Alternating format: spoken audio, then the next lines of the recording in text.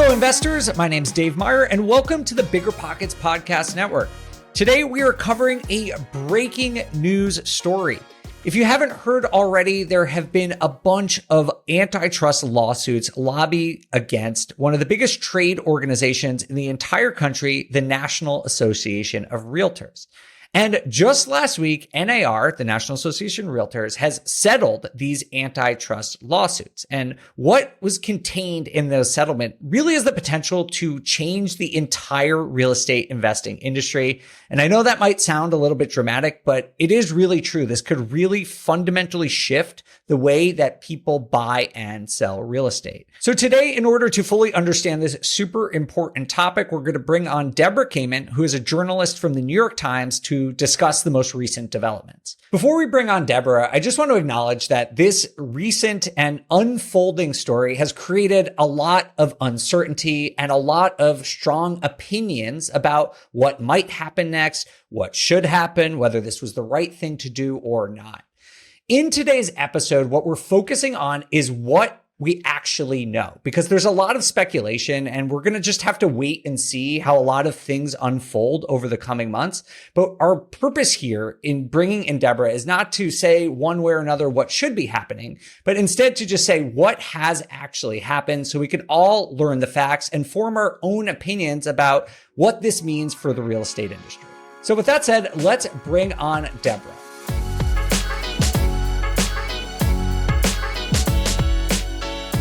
Debra, thank you so much for joining us today. Thank you for having me. It's fun to be here. For our listeners who might not be real estate agents or familiar with the whole drama that's been going on, can we just start with the basics and have you explain to us what the National Association of Realtors is in the first place and what is their significance to the real estate industry? David, such a good question. And the word that I've been using this week as I've been talking about the fallout from the story, the words are invisible hand. Essentially, the National Association of Realtors has been for 100 years like an invisible hand that's guiding the entire housing market because they are such a large and powerful trade organization. And because to buy or sell a home in the US, you basically have to be a member. Otherwise, they make it incredibly difficult. And that's for real estate agents who need to be members of the National Association of Realtors, right? Correct. Exactly. Yes. And how do they make it difficult to buy or sell a house if you're not a member? So there's a couple ways, and pretty much from the entire transaction, from getting the house on the market to physically getting into the house to show it to a buyer or a seller, to then even completing all the documentation that comes with a home sale, NAR is involved from the get-go.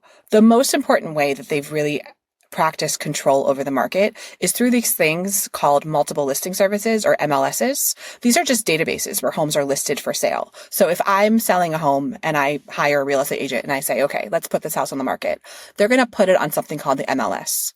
But in almost every city in the US, the MLS is actually owned and operated by the local subsidiary of NAR. And in order to access that database and see the houses for sale, you have to be a member. So it's basically, if you're not a member, you can't see if the homes are even on the market. You can't bring buyers to them. You can't operate in this space as an agent. Okay. So NAR is this essential part of the real estate buying and selling industry right now. As you said, they are sort of this invisible hand. Over the last couple of years, they faced many lawsuits, but there's been one in particular over the last few months that has been really important. Can you tell us about these antitrust lawsuits? Absolutely. And I want to be really clear. There's one that was really important because there was one lawsuit that they lost in October, but the settlement that we're talking about actually wraps all those lawsuits together and is a global settlement because all of these lawsuits have made the same accusation. NAR has set rules for how agents are paid for the work that they do, for the commission that they receive, and even how that commission is communicated to them. And because they are so powerful and because they control so many aspects of the housing industry, there have been arguments against them that these rules are essentially anti-competitive. I don't know if you know about the 6%. I don't know how deep you want to get into this, but are we familiar with the 6% that people pay to buy and sell a home? Do you want me to dig into it first? I think a lot of our listeners are, but let's get into it because I think the details do really matter here. Yeah. So 6% is this number that when we're talking about this settlement with NAR, everybody has been throwing it around. 6% is essentially the standard fee that you almost always have to pay, somewhere between 5 and 6% in America, if you are selling a home. This fee is not written anywhere. It is not set in stone. It is not required. And that has been NAR's argument. But because the way they've set up the rules and because there's really been no way for agents to be competitive in real estate, everyone has essentially charged the same fee. And when you sell a home and you pay 6% to your agent, that agent then will take half of that and give 3% to the buyer's agent. So if I'm selling my house, I pretty much just have to take on this additional cost of 6% of the sale price that I'm going to pay in commission to my agent. And then that agent's going to go ahead and pay the buyer's agent. And in like 2018, 2019, a group of home sellers in Missouri looked at the contracts that they'd signed with their real estate agents and realized that they did not know that they could have negotiated that fee. And in some cases, they didn't even know they were paying that fee until the money had already come out of the transaction. And they thought, we might have a lawsuit. So they went and they got an attorney, and that spiraled into a class action lawsuit in Missouri that in October of last year, NAR lost. And the loss was, nobody was shocked by the loss more than NAR themselves. They never expected it. And since then, it's really been just like a domino effect that brings us to where we are today. Thank you for explaining that. That was a great explanation of how this works and how we've arrived at this point. I do want to ask a little bit about these contracts because I hear from real estate agents all the time, and I know from my own personal experience that these commissions are technically negotiable. And so what is sort of the point here, or why did the jury side with the plaintiffs here, saying that there was actually this collusion to keep prices high when technically you are able to negotiate? So technically you are able to negotiate. And that has been NAR's argument all along. But whether people actually are aware that they can negotiate, and whether if they negotiate, they are then put at some sort of disadvantage in the market, is an entirely different conversation. The two pieces that were argued in court were not even really about the 6%. The first was this rule that NAR has that a seller agent can offer commission to a buyer's agent. And by doing so, it has made commissions high. So if I'm an agent selling a house, when I'm telling my clients, you need to pay commission, that commission needs to be big enough that I get my piece and the buyer's agent gets their piece. So that has inflated these commissions up to 6% because half of it has to be split with the buyer agent. And there was actually a rule that NAR had that anybody who was a member of the organization had to follow, that if I'm a real estate agent and I'm selling a house, I have to make an offer of commission on these databases where homes are listed to the buyer's agent. And basically what that means is buyer's agents, if they're taking customers around to see homes, can see before they even take people into the homes how much they stand to make if they sell that home. So why would anyone offer less than 3% if they're trying to sell a house? Why would they say, hey, come see this house, I'm only going to give you 2%. You're not going to get any buyers to come buy this house that you're trying to sell. And that has kept commissions inflated artificially. So that was the first thing the jury said, this is a conspiracy, this is price fixing. There's no room for competition here because these rules have made it that everyone's offering the same thing because otherwise they can't compete. The other aspect of the argument was this idea that offers of commission are made on these databases in the first place, because that means that only people who are in this organization and following these rules can sell homes. It keeps all other people who might offer different types of commission or might even sell houses differently if they're not members of NAR, it keeps them out of the market. Because if you can't access the MLS, you can't access home listings. You can't sell a home without accessing home listings. So those were the two pieces that actually came down and were discussed in court. Thank you for explaining that, Debra. I know this is sort of a complicated process, but the details do really matter here. And for everyone listening, I know you probably have your own opinions on which way you would have sided, if you agree with the jury that this is collusion, or if you agree with the NAR that this is a perfectly fair practice. I totally understand this is a complicated topic. But today in our conversation with Debra, I want to focus on what might happen next because the jury's already made a decision. And so let's look forward into how this might impact all of us in the real estate investing industry. So Debra, tell us a little bit about this settlement. We just heard about the judgment that was made back in October. What is the settlement that took place over the last week? Yeah. So Friday morning, we're talking like really early Friday morning, like 1 a.m. Friday morning, NAR and the attorneys for the plaintiffs in these settlements decided to settle. And it came to many people as a surprise. When the verdict came down in October, NAR's stance really was that this was a false verdict. There was no price fixing. There was no collusion. They were going to appeal. They were going to appeal. They were going to appeal. That was their line. What happened after that lawsuit is the floodgates essentially opened and all these other copycat suits started being filed. And by the time we got to Friday, NAR was facing something like 20 different lawsuits, all making the same accusations. And the pressure had really become unsurmountable. So they decided to settle. The amount of the settlement is $418 million, which is a fair amount of money. But what's more important is the rules that they've agreed to change as a result of the settlement. And those include that sellers' agents can no longer make these offers of commission to buyers' agents using the databases. That's the main thing. And the other rule that homes have to be entered into these databases that are controlled by NAR, that rule has also changed. Wow. So what it's done is really, for the first time in 100 years, broken this hold that NAR has had over the real estate industry and allowed the possibility for competition to enter the market. And we all know that when competition enters the market, prices tend to go down because people can compete and offer the same services for less or offer different types of services. And that's what we're going to see. And can you tell us a little bit just logistically how this new competition may play out and drive prices down? Yeah, absolutely. So there's been a lot of questions people have said, how is it possible this is going to lower prices if all this means that now buyers are going to have to pay their own agents? And the reasoning behind it, every economist I've spoken to has said the same thing. When you sell a house and you sit with your agent and you set the price that you're going to put the house on the market for, it's a number you agree upon with your agent. Anyone who's ever sold a house has gone through this. And the agent says, you're going to pay commission. That amount of commission then gets baked into the home sale price. So that if I'm selling a house that's worth $1 million, or I want to take home $1 million from the home sale, we tack on enough so that the commission can come out of that sale and I can still walk away with money. So home prices have been elevated artificially, according to the lawsuit, because they have included this high commission rate for so long. So if those commission rates go down, the amount that's baked into the home price is also going to go down, which is going to lower home prices across the board.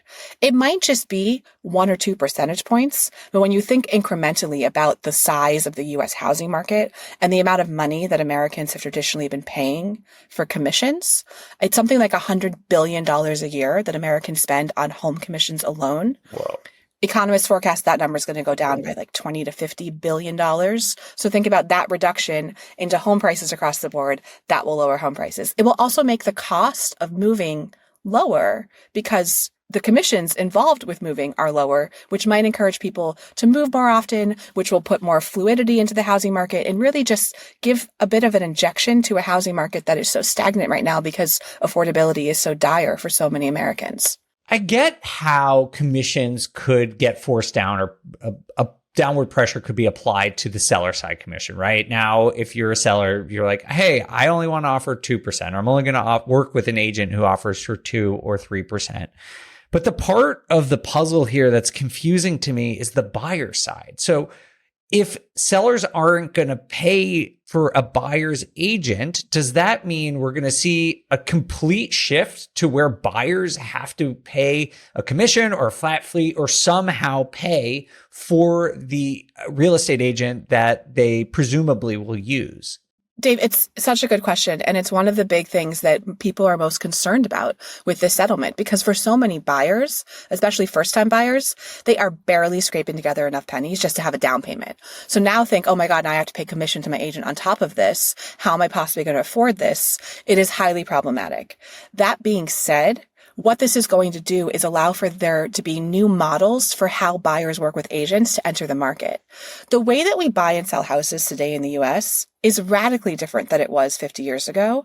It used to be if you wanted to buy a house, you called a real estate agent, they picked you up in their Volvo, you drove around, you saw the houses that they knew that were on the market, you looked at them, that was it. Now, 99 to 100% of home buyers are using sites like Zillow and Redfin to look at the market themselves before they work with an agent. This doesn't mean that buyers still don't need agents. This is probably the most important financial transaction of someone's life, and there's a very strong argument to be made for working with an expert. But it does mean that perhaps with the rate that we're paying should shift or should evolve or should somehow represent a different type of compensation because the process is different. So we might see agents who are charging a flat fee or charging by the hour.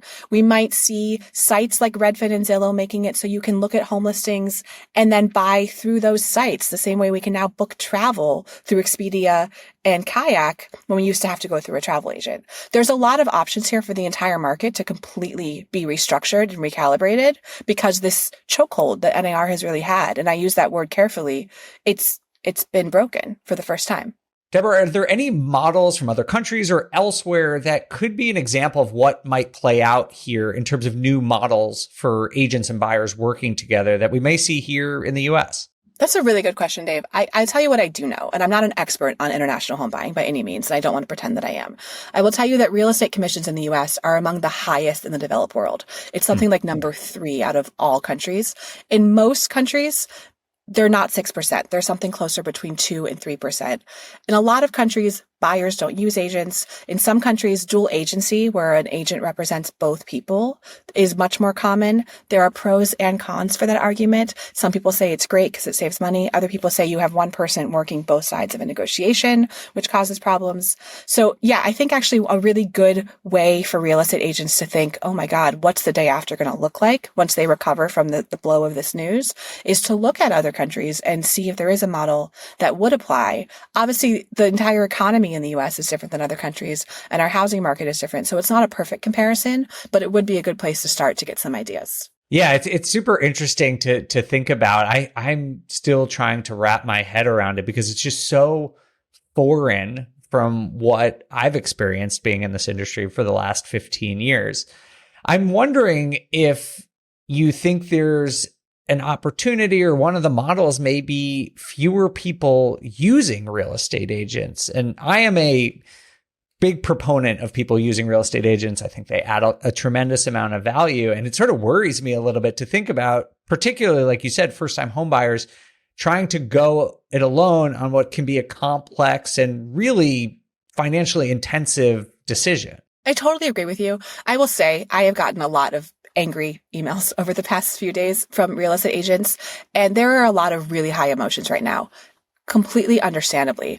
Part of the reason for that is that real estate agents have been very much left on their own to make their own money, to survive financially, and then also to deal with the fallout of this lawsuit without any sort of support or guidance. Most of them are not employees. They are freelancers. Even if they work for brokerages, they have to split that commission with the brokerage they work for, but they don't have the benefits of being a full-time employee or the security or the safety. And most of them have been paying dues to NAR for years loyally, and then feel like after putting in all that money and all that time, NAR went to court, they lost, and now it's the agents who are left seeing their livelihoods potentially halved or slashed, and then also being vilified by some people who are saying, well, hey, I don't even need an agent in the first place. What I definitely think will happen as a result of this ruling is we are going to see fewer agents in the marketplace. There are a lot of real estate agents in America. Tons and tons. So many people during the pandemic especially went and got their real estate license because it's not that difficult. It takes about 40 to 50 hours of certification. And when the market is really hot, you can make a lot of money really quickly selling a home. Those agents, the ones who are only selling a home casually here and there, probably will leave the market. The ones who are really good at their jobs, the ones who really do provide an extremely useful benefit to buyers and sellers will stick around. But we're going to see probably a time of transition before it flattens out. And then the ones who stick around might have to change how they are paid. And that's going to be painful for some of them. Absolutely. Yeah. I forget the exact data, but there's some stat that where it shows like something like 20% of agents do 80% of the volume. So there's about 1.5 million members of NAR. And as of the last reading, the amount of inventory on the market in the United States is 900,000. Right. So imagine how competitive it is. This is why real estate agents are panicking. Understandably, there's so many agents. There's so few houses. And now they've just been told, even if you do sell the house, you're going to make less than you plan to, make less than your entire financial structure was built around. This is really tough news. The good news is that if we do see fewer agents, the ones who stick around stand to be more successful once the dust settles from this. I hope that's at least a little bit comforting. That is the feedback I've gotten. I have a lot of close personal friends and professional friends who are real estate agents. And that does seem to be sort of the prevailing belief here, is that there is going to be some short-term pain. I think that's the unfortunate news for the real estate agent industry. But a lot of the people I know who have built successful businesses over the last 10 or 20 years feel that what this will likely do is, eliminate a lot of the people who are part-time agents. And I actually even know a couple part-time agents who are like, yeah, I'm probably not going to renew my license, and have sort of owned up to that. This is no longer going to be worth it to them. But the people who make this their profession and who do add tremendous value to this industry, and especially, obviously to home buyers, but in our industry of real estate investors, they add a tremendous amount of value. I think a lot of the experienced people I've talked to have echoed what you said, Debra, is that they feel like this might actually be beneficial to them in the long run, but it's going to be an uncertain period here for at least 6 months, a year, and maybe even a little bit longer. One of the other criticisms of NAR over the past few months that I've heard is that they have not done their job as a trade organization of convincing people of the value that real estate agents bring. Mm-hmm. So many people now hearing about this verdict are saying, oh, well, I'm just going to not use an agent. And okay, fine. Obviously, you can buy anything you want with or without an agent. This is one of the nice things about living in America that is part of the economy. But there is something to be said for being guided through the transaction.